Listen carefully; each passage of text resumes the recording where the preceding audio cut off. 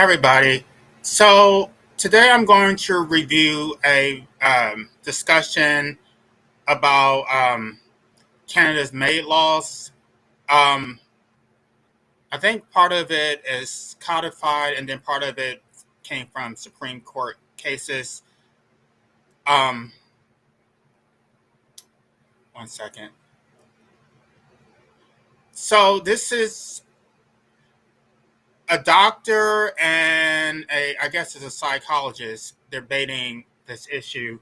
I actually have more content that I want to discuss, but I don't know if I will do it just because I'm concerned with the censorship on YouTube, and I'm not I'm not trying to push it on anybody. I think that it should be legal in America also. I think that what Canada has done is a huge step in the right direction.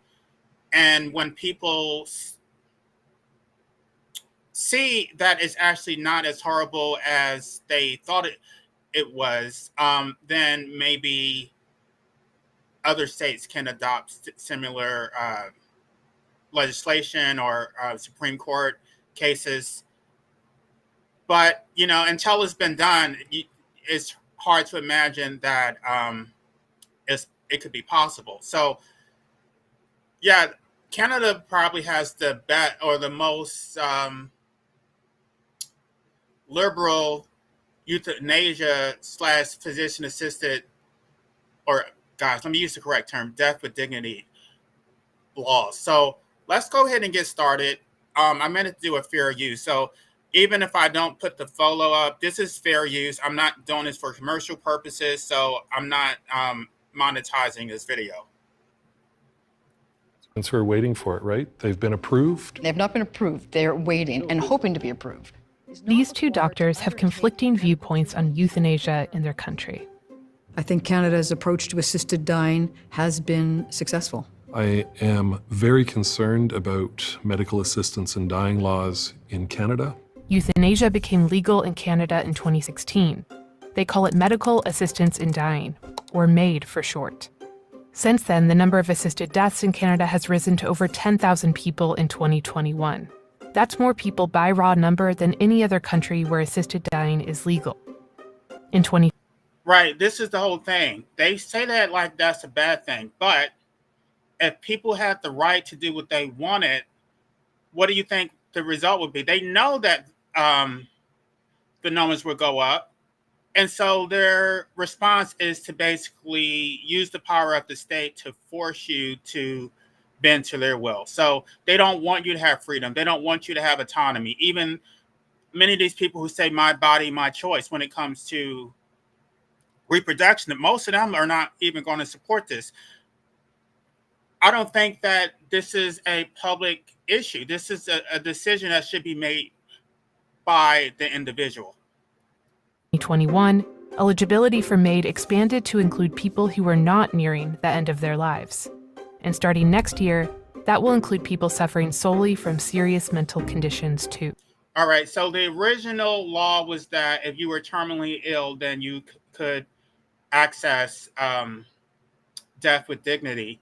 But then they changed it to include those who suffer from mental health conditions because that was considered discriminatory. I guess that's the equivalent to equal protection, that a mental disorder, which could even include depression, right?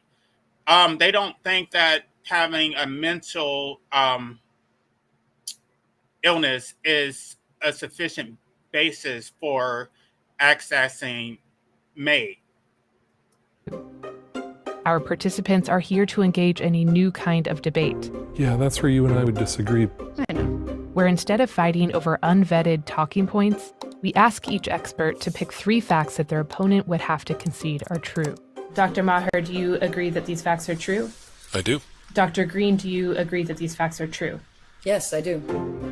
They'll present their facts, and they'll each get a Sorry, I chance to could have respond skipped this, with a but it's footnote. almost over. You're about to get started. And after the fact exchange, we'll also have 4 additional rounds to further clarify their positions. This is a fact-check debate about euthanasia in Canada. Here we go. In Canada, assisted dying is a rights-based issue resulting from constitutional court challenges. The legalization of assisted dying did not come about due to voter-initiated ballots, as happened in some US states, or because the government thought it was a good idea, both of which can change with shifting political winds. And so many people would say that because it came from the court, that it's not as legitimate as if it came from or through legislation. I would say the opposite. I would say that if it came through courts and that's an actual case for controversy, meaning it affected a real person, it wasn't just a hypothetical thing, and it's about, like she said, it's rights based. So if it came through legislation, right, individual rights belong to individuals. They can't be put to a public vote, at least in a under a Republican system. Under a democracy, yeah, you can put individual rights to a public vote, but a lot of these Republican countries are being run like democracies, which democracies are actually tyranny because it's the majority imposing their will on the individual. Importantly, these court cases were brought and won by people with both terminal and non-terminal illnesses. It is true that court cases gave people who didn't have terminal illness the right to have assisted deaths. But one of the plaintiffs in that key case, Jean Truchon, who had cerebral palsy, when he was considering getting assisted death, what he said was that it was the loneliness that was brought on them by the pandemic that was leading him to make that choice. So I'm really concerned about what that means for people in Canada who will make choices to die, not for medical reasons alone, or maybe not even primarily because of medical reasons, but because of social reasons, poverty. And I love how they're so dismissive about social reasons as if those are not legitimate. A lot of it is social and economic. At the end of the day, if you're not happy about your quality of life, then that should be your decision to decide whether or not you want to continue going on, to the extent that you are competent to make that decision. Now, if you are suffering from delusions or something like that, that was the whole point of, and I would like to get back to that content if I don't get censored from with this one, how we got to where we are right now, that it was basically discrimination. Just because you suffer from a mental illness, that does not mean that you're not competent to make life and death situations. And a lot of times these people who suffer from mental illness, right, if they're competent to have children, right, they're competent enough to create life, then why are they not competent enough to end a life? We don't see all this pushback when somebody wants to breed a baby into hell. There's not all this, oh, I'm so concerned. It's not a public debate. When you want to breed a child into hell, that's left to the individuals. The two breeders who want to breed their children into hell, they're left to their discretion to decide what they want to do. But when you, as an individual, want to exercise autonomy over your life, it's not your life. That's the whole point. They think they have a say in it, and they first of all, they think they have a say when it comes to abortion because they're speaking on behalf of the unborn. But even when it is a full, mentally competent human being, adult human being, they still want to speak on your behalf. So this is really no different than abortion. It's the same thing. It's these sadistic statists who think that they have a veto over your life and over your body. Poverty, isolation, loneliness.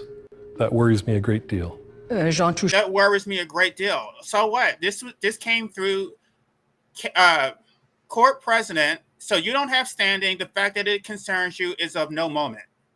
Jean ultimately led his challenge to the new law for assisted dying because he was about to lose function in his remaining limb. That was his initial incentive. Ultimately, this comes down to a question of rights and who, if anyone, controls our lives. My name is Dr. Stephanie Green, and I'm a provider of assisted dying in British Columbia, Canada. I've always been taught about the importance of patient-centered care, and I have found it to be profoundly meaningful to be involved at this time in their life and to provide and facilitate their final wishes. There are 15 countries that allow some form of medically assisted dying, including 10 U.S. states and Washington, D.C., that allow people with a 6-month prognosis to self-administer a prescribed drug. Canada is one of 8 countries that allows assisted dying for people without a terminal diagnosis. Next year, it will join most of these countries in extending eligibility to people whose only condition is a mental illness. In these countries, cases involving primarily psychiatric conditions are rare. In Belgium and the Netherlands, they made up about 1% of all cases. Canada's assisted dying laws lack the safeguards that other countries have. There is no requirement that all reasonable treatments at least have been tried by the patient. The doctors are able to initiate the conversation. There is no review process. There's nobody looking to see whether people in Canada licensed to do this. So this is a sadistic status. He thinks that there should be all type of government controls that are going to increase the cost of being able to exercise that decision, the same way that they do with abortion. If they want all these safeguards, they want you to get a second opinion, get parental consent, consent from your spouse, go through all this rigmarole, which is ultimately going to delay the process. And then, it's basically done in hopes of you averting making that decision. So this is not being done in good faith. They want to stall because they think that they can change your mind. But at the end of the day, you have to go to the doctors. The doctors are not coming to you. You go to the doctors because you need help. And so you've already made that decision. So who are they to interfere with that? Have in fact followed the law and followed the rules. Canada rejected paternalism in medicine quite a few decades ago. The Supreme Court decision states that a patient is not required to undertake medical treatments that are unacceptable to the individual. We have long accepted that patients can refuse medical treatment even if the result of that refusal is death. There's actually a very rigorous process in place for this assisted dying model. There's a number of eligibility criteria, but once they're met, there are on top of that a number of procedural safeguards. Of course, we're in complete agreement. Do y'all want me to stop? Wait a minute, let me go back because that went really quick. Assisted dying model. There's a number of eligibility criteria. You have to be 18 years or older with decision-making capacity, eligible for Canadian healthcare. That's the biggest obstacle, that you can't just go to Canada and access that. You have to be a resident who's eligible for healthcare. Voluntary requests, free of external pressure. So what he's saying is not actually true, that they can't push it on you. Serious and incurable condition, enduring and intolerable suffering, advanced state of irreversible decline, informed consent. Actually, I think that was the older version. I think it's changed since then. But once they're met, there are on top of that a number of procedural. So the procedural safeguards are written requests signed by witness, 2 assessments of eligibility, opportunities to withdraw requests at any time, confirm consent before receiving MAID, 90-day assessment period, input from a practitioner with expertise in the condition offered, seriously considered other services that release suffering. I don't know why I thought there was a 2-year waiting period, but this is saying there's only a 90-day assessment. So this is, I guess I need to go back and check that. Safeguards. Of course, we're in complete agreement that paternalism is not a good thing, and every Canadian is free to make their own choices. But when we're talking about assisted death, we're talking about choices made at a point in time when a person is profoundly vulnerable. My name is John Maher. I'm a psychiatrist with a community mental health team in Ontario, Canada. My goal is to help my patients live their lives the way they... I just want to comment on that they're making a decision at the time that they are profoundly vulnerable. I think that is the time that you probably are the most objective about your quality of life. It's not when you're happy. That you're what is it? I think it was something that David Benatar said, that if you ask most people, would they trade a a lifetime of happiness for one moment of excruciating pain? Most people would say no. Like that, it's not a trade-off. That when you're in your worst condition, that is when you are the most subjective. Want, and to do all we can to ensure that mental illness and all that follows from that doesn't keep them from living full, rich lives. He doesn't know that they're going to lead full, rich lives. Like that's the whole thing. They're so dismissive. They just want to tell you no, go on about your business. And then you basically put on a fake smile because you know that's what everybody wants you to do. But he doesn't know what your quality of life is going to be.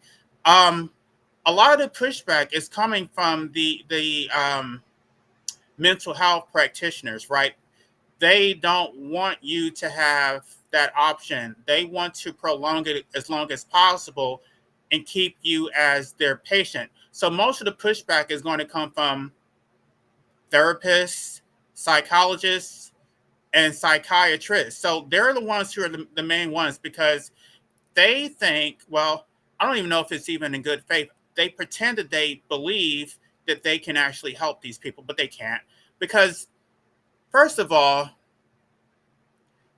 there's an assumption that it's just a mental health illness. It's not. Some people are not mentally ill. Some people just don't enjoy life. Some people just don't enjoy going to work.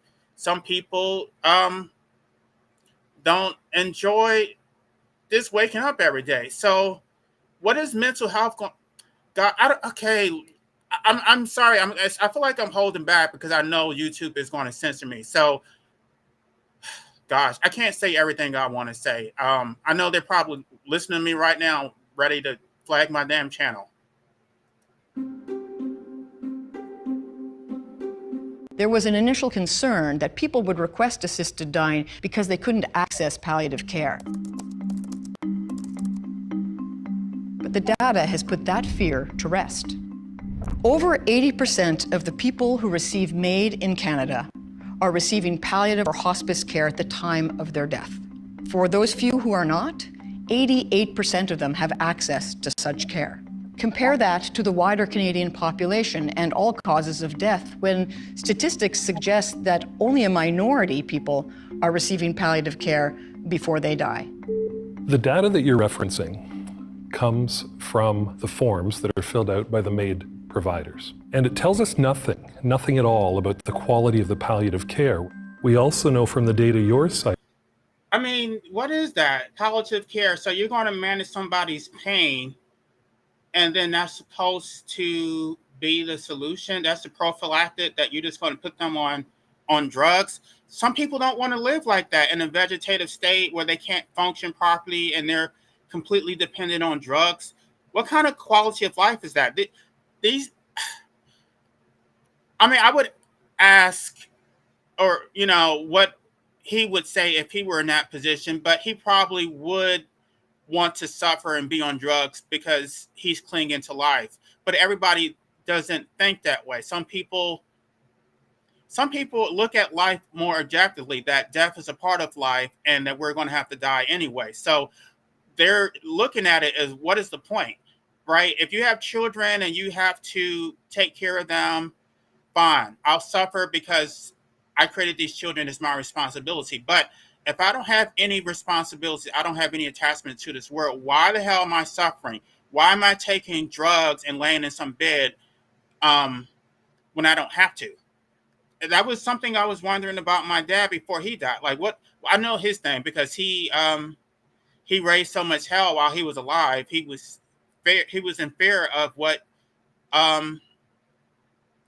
the consequences would be on the other side. So, yeah, but if you're a good person and you can die in good conscience, then you don't have that fear.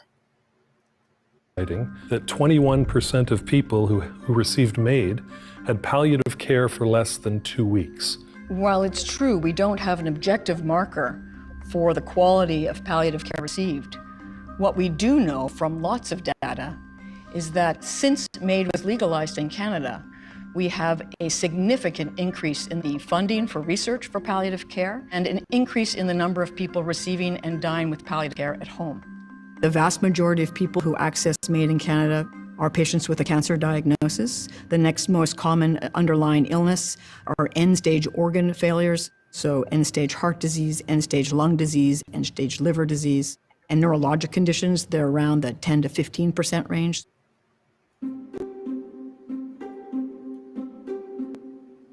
The wait times for MAID in Canada are shorter than the wait times to get a lot of specialized services. That might be pain clinics, psychiatric care, long-term care homes, veterans benefits, supportive housing, community-based care. That's not right. My job as a MAID provider requires me by law to ensure that my patients have been offered the resources and services that could potentially reduce their suffering. I agree we need to reduce wait times, but at some point, when potentially helpful resources are not reasonably available, we can no longer hold individuals hostage to society's failings. It seems to me that the greatest failing we're talking about here is a society that's willing to help its citizens die rather than provide the services that we know help, that we know work, that we know reduce suffering. But they're not going to do that, though, right? This is completely unrealistic. There are people who need help. There are people who are homeless, who are miserable, laying on the streets with rats crawling on them. And their life, they decided for themselves that their lives serve no purpose. So he wants them to be held hostage, as she put it, because the government failed them. Not that it's necessarily the government's responsibility, but this is wishful thinking that the government is going to come in and save you and what used to just hold out indefinitely. No, if you made the assessment that the government is not helping me, then who the hell is he to interfere with that? Just because it makes you feel better that you exhausted all in a law that is called exhausting all administrative remedies. You shouldn't have to exhaust all administrative remedies. If you made the assessment that your quality of life is so poor that you don't want to be here, then I don't think anybody else should have any say in that matter, unless it was a child. That would be the only exception. I think if you're a parent and you have children who are dependent on you, then you should not have the right to do this. But anybody else, you should be free to do whatever you want. Killing people while they're on wait lists is profoundly immoral.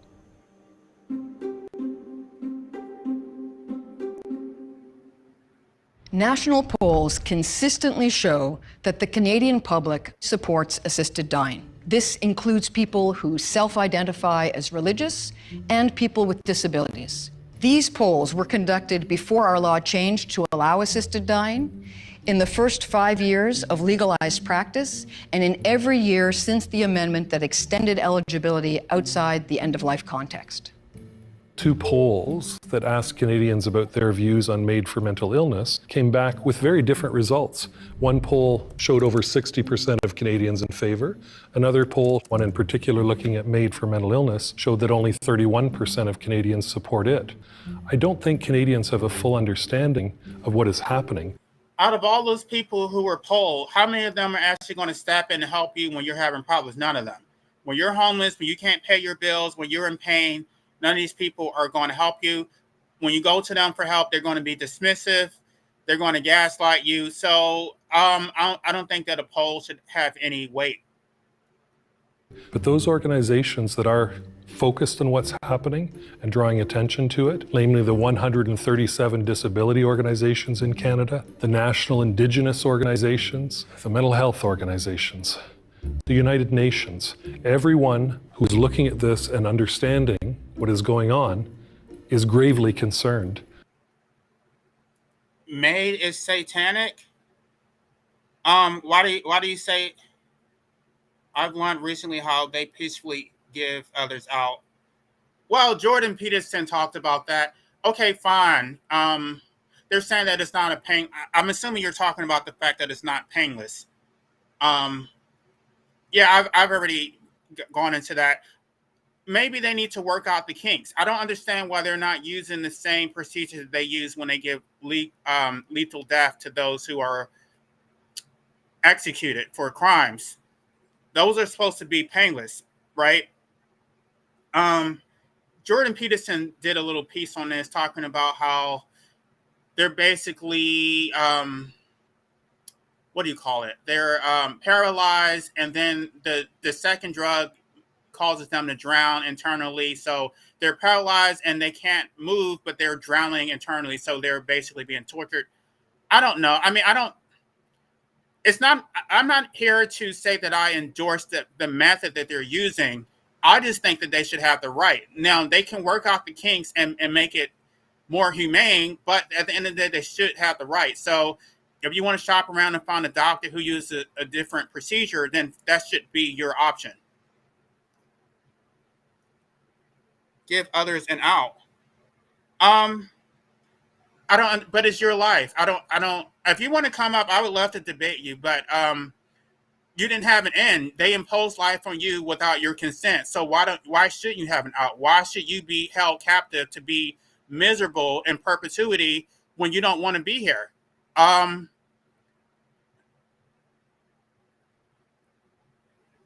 I know what you're talking about, but I just don't agree with you, because if this were legal in America, gosh, I feel like I got to censor myself again, because YouTube is probably going to, but you get what I'm saying. If this were legal in America, a lot of people would take up on it. So I can't say too much more about that, but they should be given an out if they don't want to be here. Like I said, unless you have children, you don't owe anybody else a responsibility. I don't think you owe your parents a response.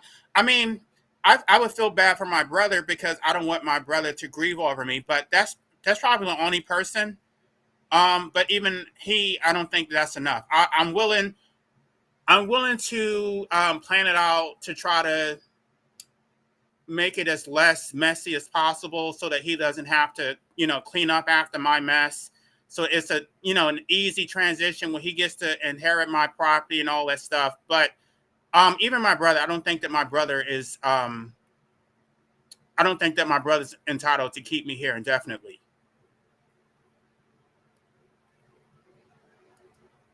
About the discriminatory impact of this legislation. Canadians have been talking about and debating assisted dying since. By the way, you know what?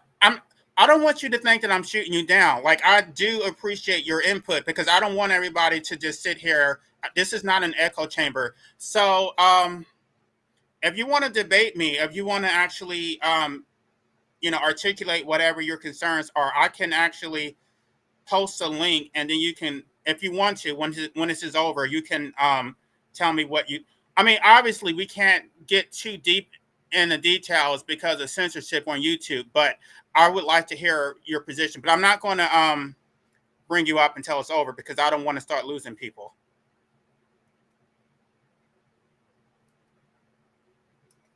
The 90s, there are multiple reports, multiple committees, multiple news stories, multiple court cases.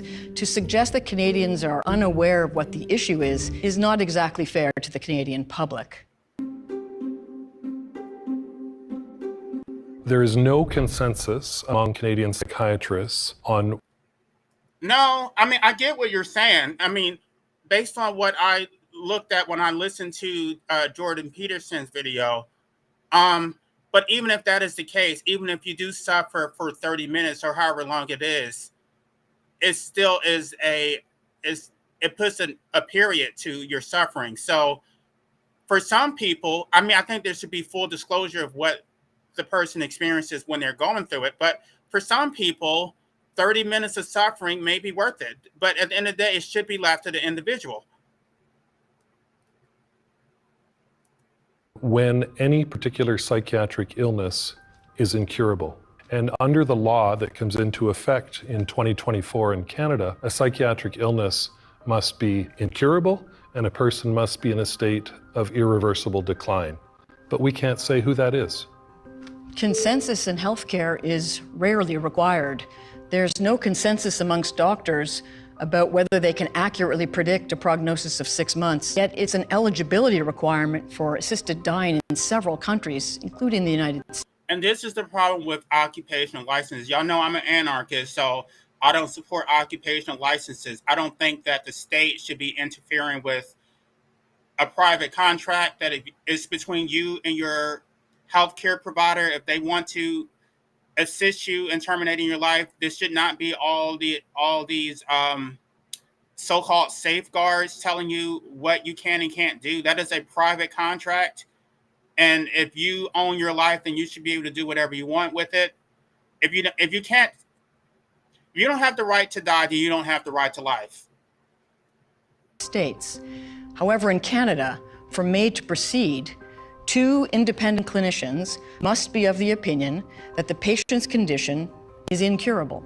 When someone has a terminal illness, say cancer, we have a pretty good idea. No.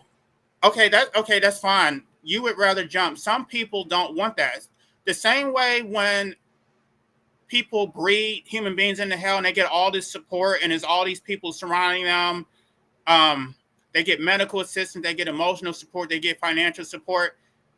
You're not getting that same kind of support when it comes to making your exit. Everybody's going to tell you not to do that. So some of us, when you're in your, first of all, your brain wants to say that you're going to go to hell. Your brain wants to say that there's something wrong with you, that it's temporary, it's going to go away. And then you're supposed to make the decision on your own without any support whatsoever. No, some people need that support. Some people don't want to jump. Yeah, they don't care about you. And you know, Christians got this shit completely backwards. I don't even think that the Gnostic Christians were against suicide. They, I mean, y'all saw where Judas did it, and I don't even think that was a sin. I don't think, yeah, it's not. The Bible says if your eye causes you to sin, then you should cut it off, right? So if your body causes you to sin, then you should cut that. And this is not me promoting that on YouTube. I'm just saying that according to that argument, that there's a case to be made that it's not a sin. Of how long they might live. Might not be precise, but we have a good idea. In mental illness, we have no idea. People get better after 5 years, after 10 years. These are very, very different conditions, very different circumstances. Now we'll move on to the additional rounds. Questions, personal experiences, debunk, uncertainties. Stephanie, could you ask John a question that helps clarify his position? John, do you believe every person with a mental health disorder can be treated successfully? Because if not, and they have capacity, should they not be allowed to access the same legal health care available to everyone else? We both know the majority of people living with mental illness have full capacity. They can make their own treatment decisions. To answer your This is the reason why I want to review this other video, which I'm not sure how far I'll get on YouTube. But this is a documentary of real life cases of people who actually used MAID, and they were basically in a position of hopelessness, and that basically did, this liberated them. So it's hard. I mean, it's easy to talk about this in the abstract when you're talking about public policy, but when it actually comes to a real human being who is actually suffering, it's a completely different story. For some people, this is the best option for them. I mean, but okay, so even Jordan Peterson, they try to get all emotional and can compare it to the Nazis exterminating people who were mentally ill or handicapped. This is not the same thing, because this is voluntary. These are people who actually want to go. Nobody's pushing this on them. question, can we treat everyone? I don't think that's the right question. The question is, can we reduce suffering? Can we help people cope with suffering? There's certainly going to be people whose illness will not get better. Some people don't want to cope with suffering. Some people don't want to suffer at all. Reducing suffering is not going to do shit. You can reduce, how much suffering can you reduce, right? They're acting as if death is not inevitable, right? So you can reduce suffering all you want. You're going to die anyway. So What is the point? If your quality of life isn't sufficient that you think that your life serves purpose, then what is the point in any of this? I don't want to reduce my suffering. I want my suffering to be brought to a screeching halt. Their physical illness, but can we mitigate their experience of their symptoms? Can we bring It's not good enough. support, care, compassion, love to them in a way that makes Okay, but if they were so compassionate and they were bringing all this care and love, as he says, then they would not be in that position. And I want to get to that video. I don't know if I'll do it because I think I'll be censored. But there was a guy who went blind, and his mother was basically pleading with him not to do MAID. And he's just like, your love is not enough. His quality of life had been compromised by the fact that he had diabetes and he lost sight in one of his eyes. So, according to the mother, he should just learn to cope and he should just learn to navigate around his blindness. But for him, his quality of life had been compromised and he didn't want to live anymore. So, I mean, these people think that they can speak for you, but they can't. They don't know what the hell you're going through. And just because other people have been, it's like, oh, well, somebody else lost their eye and they were fine with it. That other person probably started off in a better place, in a better position where they already enjoyed life. And then if you are already miserable and then something major like that happens to you, you're like, fuck it, I don't want to be here. Like, if I were to lose my damn eye, one of my eyes, it would be a wrap for me. There's no way. I'm already at a point where I'm already like on the edge. So that's just going to tip me over to lose my damn eye. their life for them worthwhile. I'm not talking about denying anyone the option of choosing MAID. To be frank, everyone can already choose suicide. What we're working to do is to ensure that every person is treated with respect. Everyone can already do it, right? But no, not really. Well, I don't know what the laws are like in Canada, but in America, they can apprehend you / arrest you and force you to undergo medical treatment. And even, gosh, again, I can't say too much on YouTube, but just because you can do it, most people don't want to do it because there's a lot of botched attempts.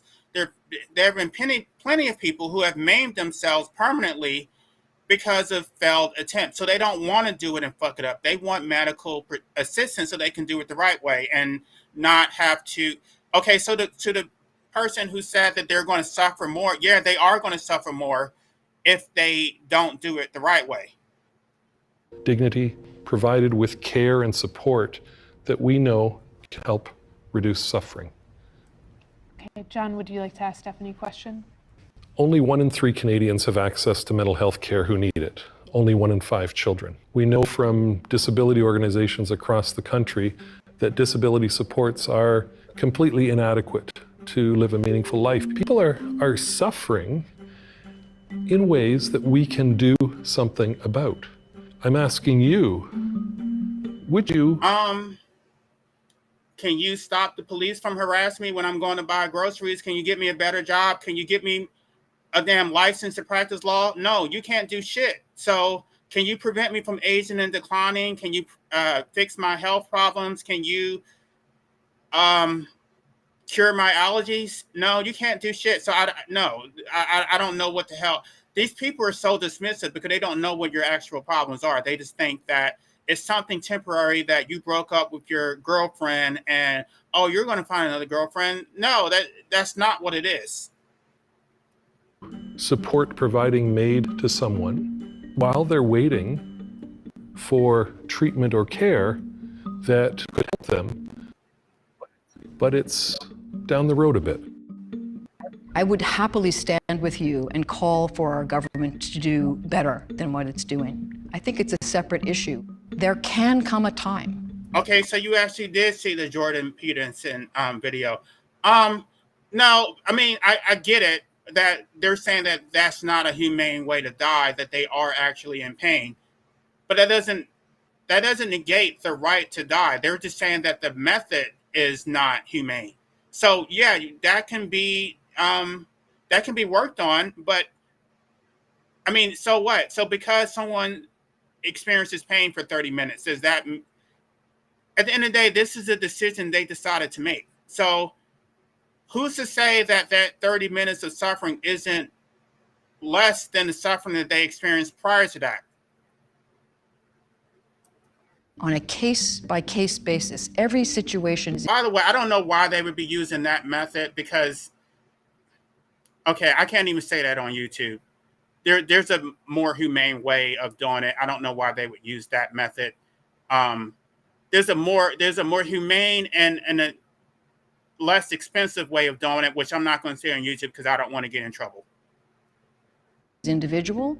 Every situation is unique and every case needs to be assessed in a unique way. There may be a time when a certain treatment is available too far away, much too expensive, inaccessible to the patient. In this case, we have to seriously consider not holding them hostage to society's failing and to consider offering MAID if it's truly what they need. A tough situation. I grant you that. John, can you tell us something from your personal experience that has strengthened your conviction on this issue? As a psychiatrist who works with a community mental health team, supporting people with the most serious mental illnesses, we are becoming overwhelmed by what MAID has introduced into our clinical worlds. I have patients who are already saying, I'm going to stop treatment. I'm not going to keep trying. I can die. Our efforts to help them stick with the very challenging and sometimes long-term treatment required to heal and recover is heal and recover what? So you're supposed to struggle for 20 years with mental health problems and you're just going to die anyway. Like this is absolutely absurd. It's patently absurd. It's pointless. The only person who's going to benefit from it is him because he's going to make a ton of money. being undermined. We're not just doing suicide prevention anymore. We're doing MAID prevention. I'm going to tell you about a gentleman I'll call Ray, who was 62 years old with metastatic lung cancer. And Ray had been asking for MAID for quite some time. And as he and I worked through the rigorous eligibility criteria, at some point I was able to sit in front of him and tell him he was eligible for this care. And when I sat there and did that, I saw in him a physical transformation, which I've learned actually happens almost every time. I saw his shoulders relax. I think I saw him smile for the first time since I'd met him. And it was immediately followed by an expression of gratitude for the mere possibility. He decided to proceed with MAID, and we held it not long after in the rooftop garden of the facility in which he was living. And as is required by law, I was seeking his final consent before I administered the medication. He was surrounded by his friends. And as he gave me that consent, he reached out and grabbed my hand. He looked at me and he said, "I know this is going to sound odd, Dr. Green, but I think you saved my life." And it reminds me all the time that for the people who actually need and want this care, it is tremendously important. Right. And so a lot of people say that the Hippocratic oath is do no harm. I think you're doing harm by allowing your patient to suffer and you're not going to respect their wishes. So just by virtue of forcing someone to continue to suffer, you are causing that person to harm. You are imposing harm on that. I'm not going to say you're imposing because that was done by your parents, but you're not helping that patient by forcing them to suffer. And if you think that just by giving them counseling and some damn pills, that's going to reduce their pain, and that's not what they want, you're not respecting their wishes, so you're not helping them. Stephanie, what is one piece of specific misinformation that you've heard about MAID that you'd like to correct? Recently, a number of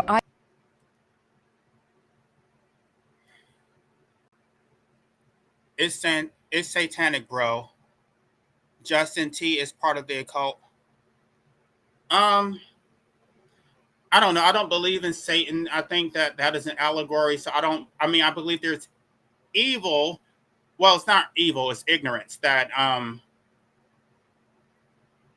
Yeah, I don't know what you mean by. Are you Christian? I didn't know that you were Christian. It's not it's not satanic. I think it's satanic to allow, or sadistic. I'm not going to say satanic because I don't believe in Satan. It's sadistic to allow these people to suffer against their will, to force them to suffer. Um, I don't think this has anything to do with that. I think the people who are evil are the ones who want to force these people to suffer. They get some kind of sick, sadistic pleasure out of it. You live in a wonderful country. It's probably based on this one freedom that no other country. Well, I guess they said 8 other countries have. Canada is probably going to have to be the best. A lot of people want to move to Canada because it's extremely liberal when it comes to this. Yeah, they do harm. Okay, so you're not Christian, so what do you mean by satanic? Or are you just saying that it's evil? Eye-catching headlines have appeared in the news about Canadians requesting assisted dying due to the threat of homelessness or the fact that they're living in poverty. And while it's true that anyone can ask for an assessment of eligibility for MAID, and those unacceptable social inequities might be contributing towards suffering, the law is actually perfectly clear, and Canadians cannot access MAID based on those factors alone. John, would you like to clarify a piece of misinformation? Some MAID providers have argued that MAID for A lot of what I think they should be able to access MAID based on those factors alone. If they're homeless and they're not safe, and it's not a temporary solution like, oh, I just lost my house and I'm going to get another place next week.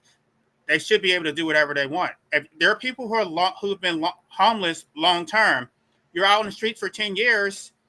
What kind of life is that? non-terminal conditions is not suicide. For decades, suicide has been defined as taking steps to arrange your own death. Some have said that what makes MAID different than suicide is that it's well thought out, it's not impulsive. But in fact, in one US survey of over 1.4 million Americans, 80% of people reported that they... This is almost over. We only have like 3 minutes left. So I'm going to post a link if you want to come up and tell me why you think this is sadistic. thoughtfully planned their suicide, which means that we have to consider where it fits into all of our suicide prevention efforts and whether it undermines those very directly. And now for a round called Uncertainties. John, what is something we don't know about this issue that we need more research on? Canada currently collects data on the illnesses, the physical illnesses that lead to requests for MAID. What we don't have is data that considers the socioeconomic reasons people might request it and how significant an impact that might have. Okay, if you want to get into that, you know, the occults or whatever you want to say, I think I know what you're talking about, but that's not how they see it. They don't want you to exercise autonomy over your own life and death. They would rather force you to suffer. And if they do decide to take you out, they want it to be on their terms. They don't want you to do it on your terms. So those people don't support this. They want you to be alive and suffering. And then if they decide to take you out, they want to do it. They don't want you to make that decision for yourself. That's not the way these people think. On the request, and perhaps whether it drives it completely, we don't know whether poverty, homelessness, being on a wait list for treatment, being refused disability benefits, we don't know why people are choosing MAID, and we should. On this point, John, I think we're almost in agreement. Canada has recently expanded the type of data it's gathering on patients who request and receive MAID. And I'd be curious to see if it mirrors what we know from international jurisdictions. Everywhere where this data is collected elsewhere, we know that it is the socially advantaged who are accessing assisted dying, not the socially disadvantaged. So I'll be curious to see if that plays out in the Canadian context, which is what I expect, to be frank. That said, I think we do have a good idea of how people describe their own suffering and therefore why they're requesting MAID. Primarily, it's for people who can no longer do the things that bring meaning to their lives, who no longer are able to do what we call the activities of. Yeah, I want to stop on that because that is really the baseline for this whole thing, that your life has to have some type of purpose. These people are not weak. If their life serves some type of purpose, then they would be willing to suffer and go through it. But if they don't feel that their life serves any purpose, that is the assessment that they made for themselves. So why they don't want to suffer for no point. Um, yeah, I mean, that's something that really you can't really give your life purpose. That's something that your parents are supposed to consider before they impose life on you. What is the purpose of your life? Why are you here, right? And they can never tell you that. They always tell you that your life serves a purpose, but they can never tell you what it is. You're supposed to figure it out for yourself. So, um, yeah, I'm. I would struggle. I would suffer and live a natural death, die of a natural death, if I believe that my life serves purpose. I don't think that my life serves any purpose. Objectively, I'm not being emotional about it. I know that my life doesn't serve any purpose. All I'm doing is making money for some fucking corporations and being oppressed by this fucking system. So I'm not being emotional. I don't suffer from any disorder. Anybody can fucking evaluate me. I don't suffer from any delusions. I am making an objective assessment about my quality of life. And I think I'm in the best position to do that. Daily living who've lost a sense of dignity or independence.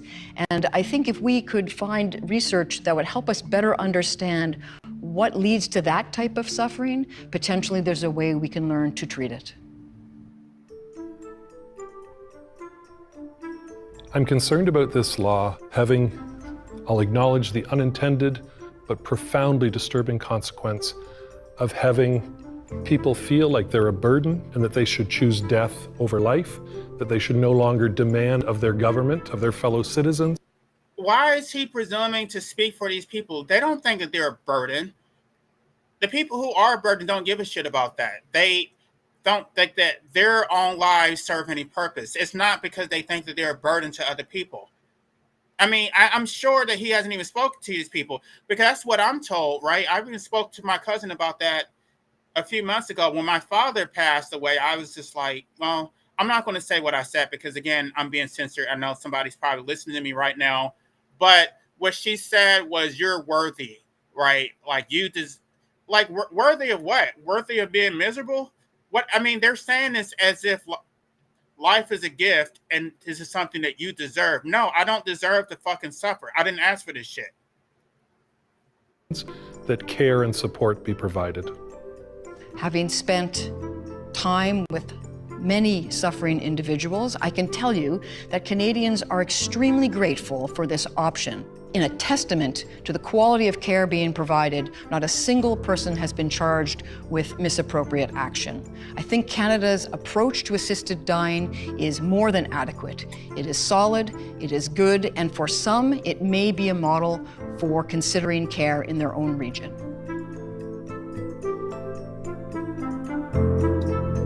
All right, so I posted the link. I can't stay on here too long because I need to go water my plants before it gets dark. But I really would like to hear what's so satanic about it.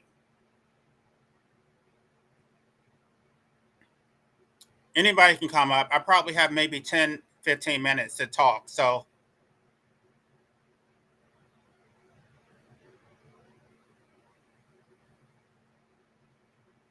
all right, I'm going to give it a solid minute for you to click on, and then I got to go.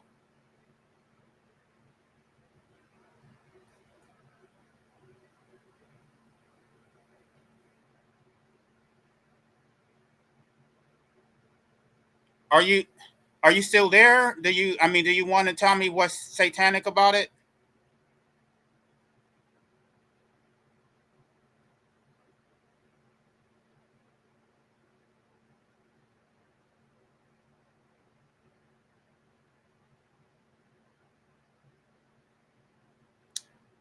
All right, so we have 30 seconds left. I'm not trying to rush you, but I don't know if you're trying to come up.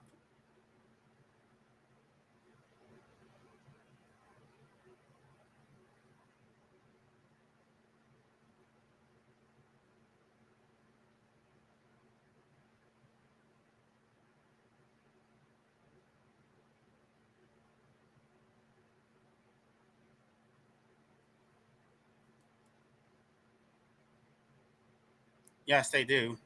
That's why they say that America is the freest country in the world. It's not.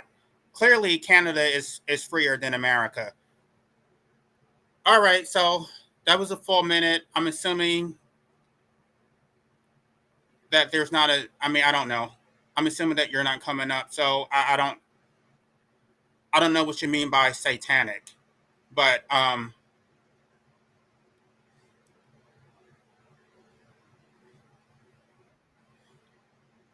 oh, there she is. Okay, great. Wait, can you Hello. hear me? Hello? Yes. Oh, nice. Okay. So yeah, to just clarify and stuff like that, I think most aspects of this conversation, I do think we agree with. I've only referred to it as satanic and stuff just because my own personal perspective I've grown into is that I don't know, a lot of things about where we live and stuff ain't it, it's not exactly as it seems. So through that, I've kind of adopted like a spiritual type of perspective. And I know that may not be a perspective you hold personal at all, and that's okay because I feel like the more crucial aspects of this conversation we do agree upon, like the fact that this should be a choice, like end of, and it always should have been a choice, but you know. Religion and things like that got involved with humanity, and that's why they thought for a long time, oh, if you murk yourself, it's selfish, it's this, it's that, all these negative things. When it's like no one asked to come in here. So if they want to, get out and stuff, they deserve to have that option, you know? So it's not that I disagree with anything like that. Just in terms of the satanic stuff, I personally only think that just because, not to sound crazy and stuff. It might sound crazy to maybe other people who don't buy into it, but um I'm just well aware that the people that run this stuff, they have that perspective and they're all about death and suffering, as you mentioned, and stuff, suffering being the largest focal point of their whole ideology and how they view reality. But I know they're also really big on death, though. I do know that, though, because I've been, researching this stuff, but that's besides the point. Point is, and the main thing to take away from this and stuff, I don't disagree or have a conflicting view that's against yours. To be honest, I think this option should be available, whether if I have a spiritual perspective or not. But do you think that they want us to exercise that decision for ourselves, or do you think they want to be the ones to decide? I don't know. To me, I feel like either or is good for them, honestly, especially considering what they did with the whole 2020 stuff, and what followed that and stuff. I think there's no um, how can I put this?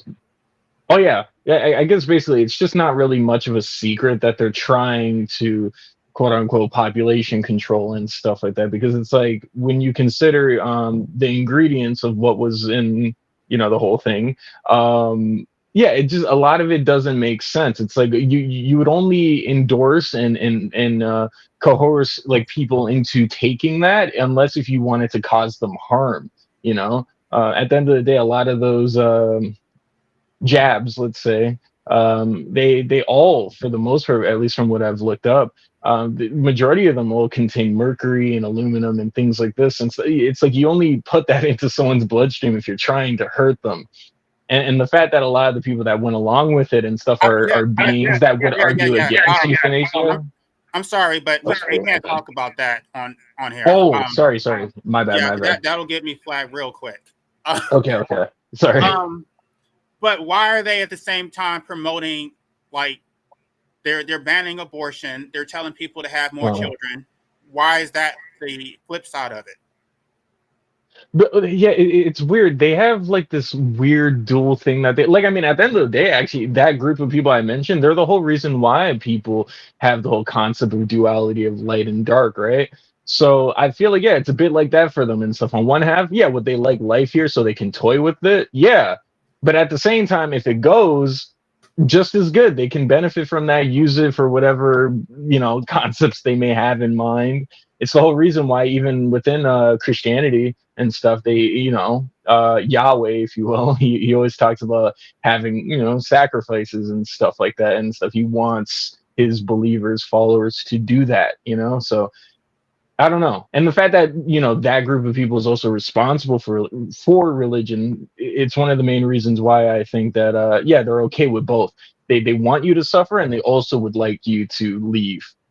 So yeah. And to be honest, I don't think they really care, because at the end of the day, if it is in fact the truth, and in my opinion, it really, really is. I don't even think it's an opinion anymore, honestly, if you really look into it. But yeah, the fact that they run this whole thing, and I mean all nations, it's not just the U.S. and Canada and so on and so forth. Yeah, this whole thing is their playground. So at the end of the day and stuff, if you're here and stuff, you're already in their trap. So if you ever want to leave and stuff, you're also still kind of just playing into what they would want anyway. This whole thing and stuff, like the way that we all live in, especially America, in first world countries mainly. Yeah, it's just unnatural and stuff. And anyone who's intelligent enough knows that, not just thinks that, knows. Like they know that the way that life is and stuff is unnatural. And furthermore, the jobs and all that, it's all bullshit. Everyone's getting underpaid. Everyone could be paid more where they could live better, but the people that run everything are choosing to underpay people, so they suffer. So that's what I mean. It's this weird thing. And also them underpaying people sometimes could result in them leaving, if you will. So that's what I'm saying. They're about both. They want both to happen. And that's why I think, especially with the euthanasia thing, to at least bring it back to MAID, that's what I mean. The fact that it's like, if you're someone like myself, or even especially you and stuff, I do sympathize with your story a lot. I know you've been through a lot of shit and you did not ask for any of it.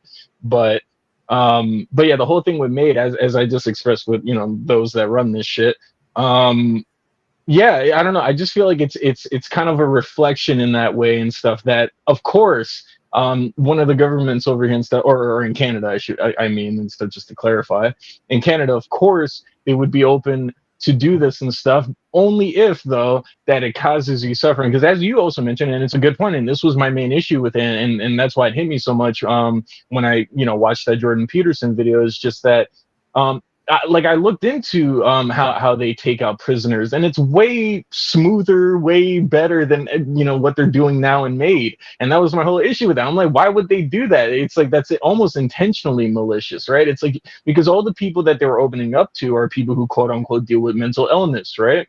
So that's what I mean. It's like a lot of those people like suffer day in, day out, and I know what that's like waking up and stuff. It's like you just like it almost infuriates you, or you almost want to cry about it. But yeah, sorry, go ahead. Okay, I see your point now. It's Yeah, the method. yeah. And according to the way that whatever, to get into conspiracy theories, I'm not saying that this is actually true, but according to what I've heard, the power that they get to run the world comes from basically torturing you. So if Yes. you don't die in a torturous manner, then they don't get power from that. So I guess you do have to, but so the only issue that really needs to be corrected is that they need to find a better technique, but they still should Yes. have the right to go out when they want. 100%. That's All why, right. to me and stuff, it disappointed me so much with the method that they choose. But yeah, thank you for chatting with me and stuff. I'm glad we clarified things. So yeah, I hope you get to water your plants and stuff. Take care. All right. Thank you. All right, y'all. I got to get off here before it gets too dark. So y'all have a good night. Thank y'all for. Let me show. Mm, I hope I don't get in trouble after doing this live stream. I'm not trying to be provocative. I'm just trying to discuss an issue of public concern. So, hopefully, I'll still have a channel